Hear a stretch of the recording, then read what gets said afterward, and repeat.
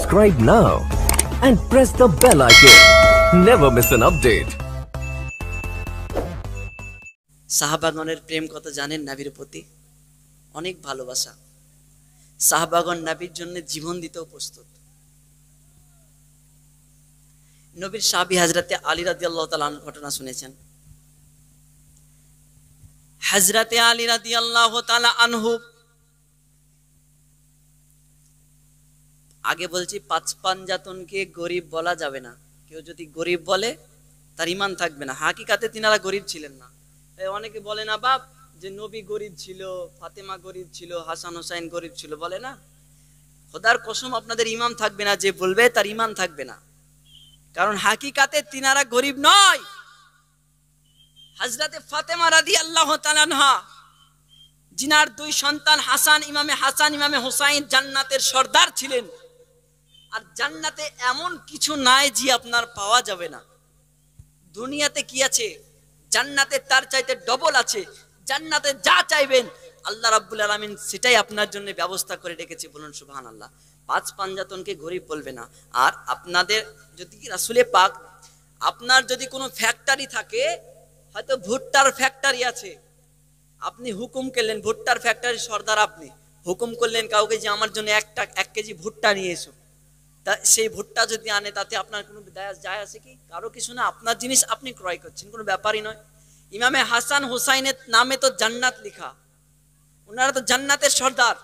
হযরতে ফাতেমা তো জোহরা রাদিয়াল্লাহু তাআলা আনহা, উনি তো জান্নাতের সর্দার নেই। ওখান থেকে যদি কিছু ক্রয় করে নিয়ে আসতো তাহলে তো কোনো ব্যাপারই ছিল না, তাদের কোনো ব্যাপারই ছিল না। আর তিনারা যখন কোনো কিছু নিয়ে আসতো গরিবদের মাঝে বিলিয়ে দিত। এতটাই নবীর প্রেমিক ছিলেন তিনা। হযরতে আলী রাদিয়াল্লাহু তাআলা আনহু একদিন বাড়ির মাঝে আসলেন। আসিয়া ডাক দিয়ে বলতেছেন, ওরে আমার বিবি, শুনে নাও, শুনে নাও। হযরতে ফাতেমা রাদিয়াল্লাহু তাআলা আনহা ডাক দিয়ে বলে, স্বামী গো,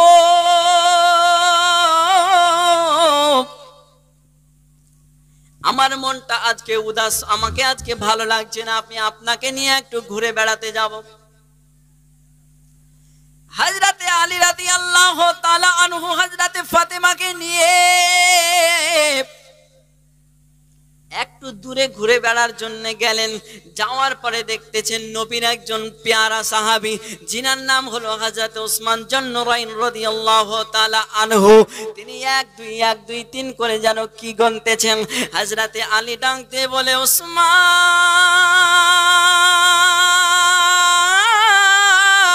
তুমি 1 2 3 করে কি গুনতেছো বলো গো? বলে, আমি 1 2 3 করে আমার নবী মুস্তাফার কদম গুলাকে গুনতেছি। বলে, কদম গুনে কি করবা? বলে, কদম গনার পরে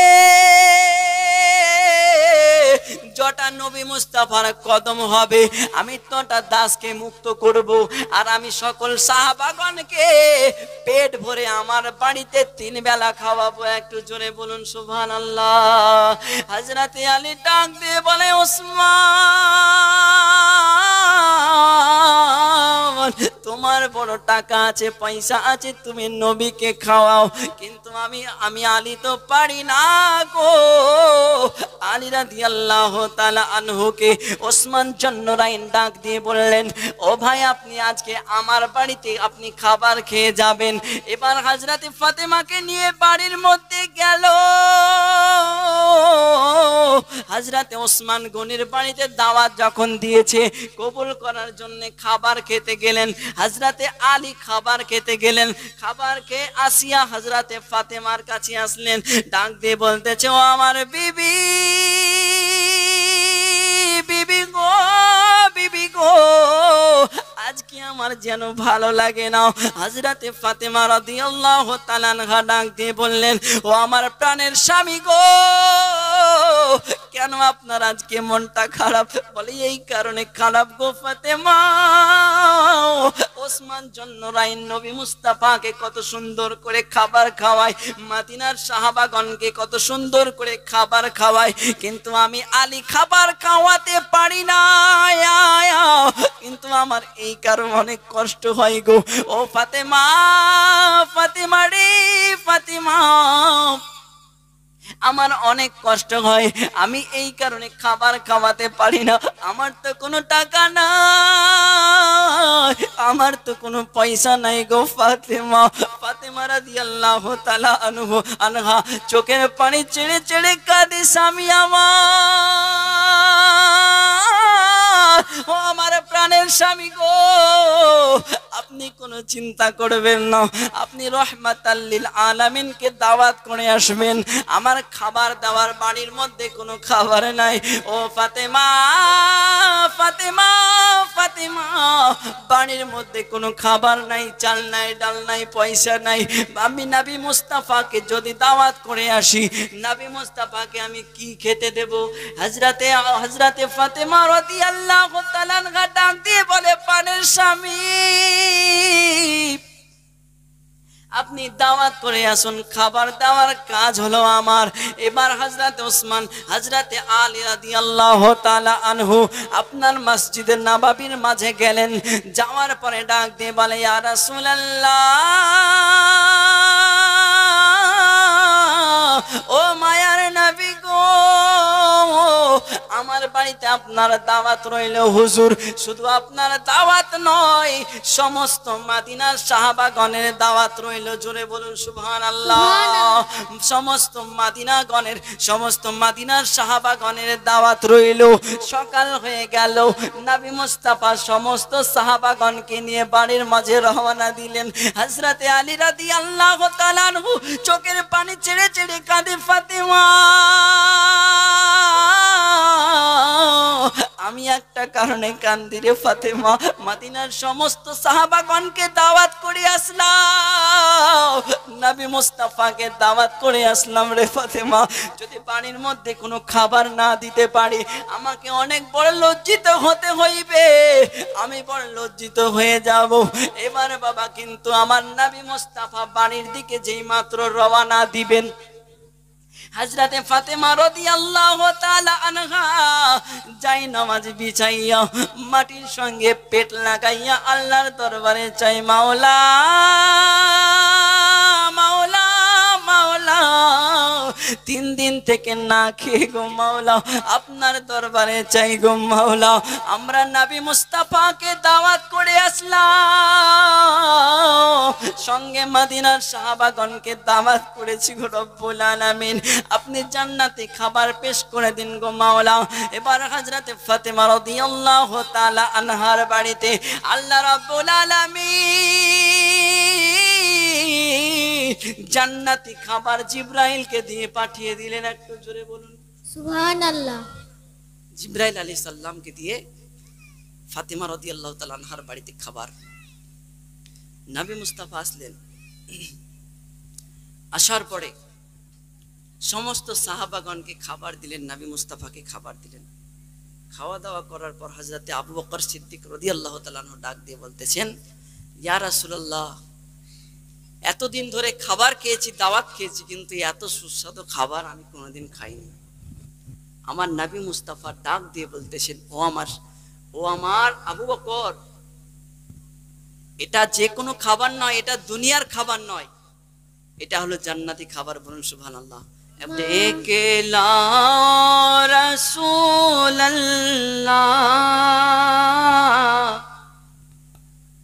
রোজা পাকের কিনারে, বলুন সুবহানাল্লাহ। সুবহানাল্লাহ। ডেকে লাও রাসূলুল্লাহ রোজা পাকের কিনারে, আমি কেঁদে কেঁদে হই গো সারা, ধন্য করো দিদারে, দুই সাথীকে পাশে নিয়ে হাই জাগিয়া আছে নিঝুম নিরালায়। নবী মুস্তাফার পাশে আছেন আবু বকর এবং হযরতে উমর। জোরে বলুন সুবহানাল্লাহ। সুবহানাল্লাহ।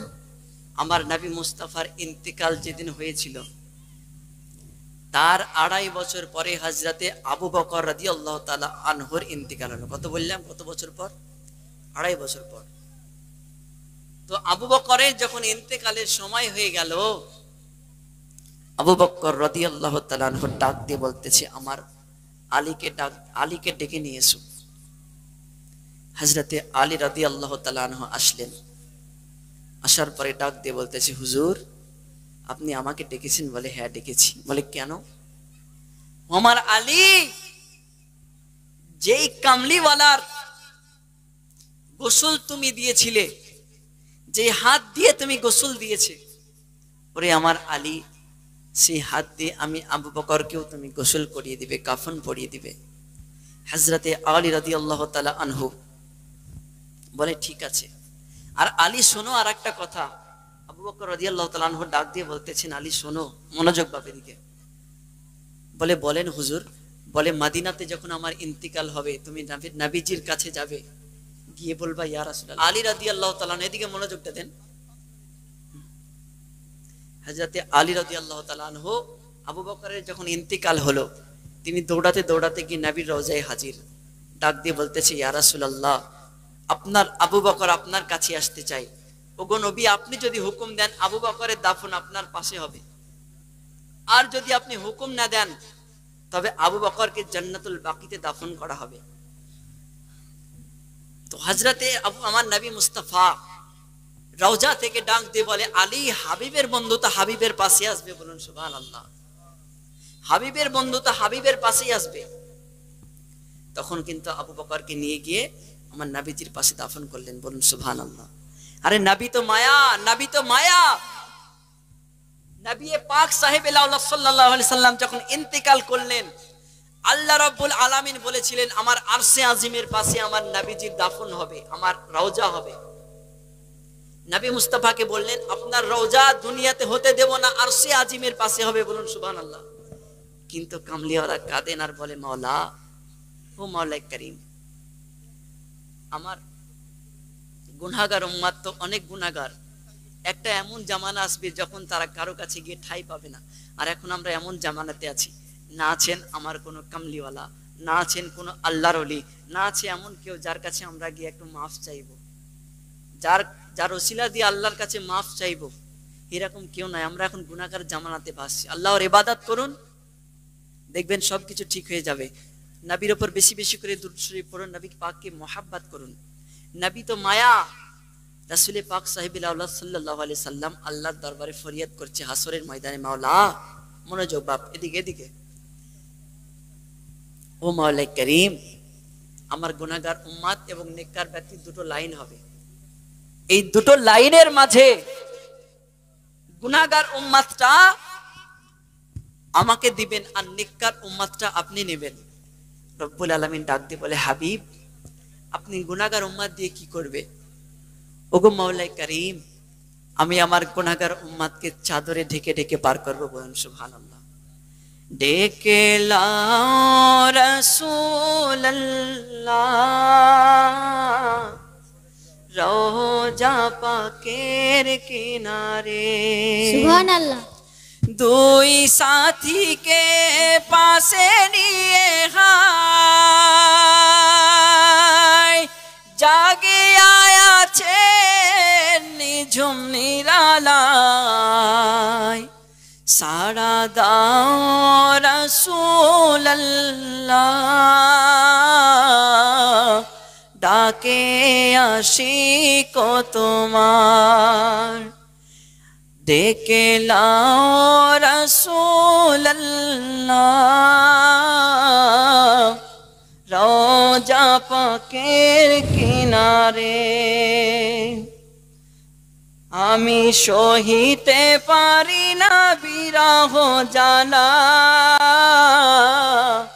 ধন্য করো দিদারে। নূরের উজ্জ্বল চেহারা তোমার, দেখিলে হারাম দোজখের নার। তুমি কবে দিবে মওলা কাক ডেকে নিবে আমারে, আমি কেঁদে কেঁদে হই গো সারা, ধন্য করো আমারে, ডেকে লাও রাসূলুল্লাহ,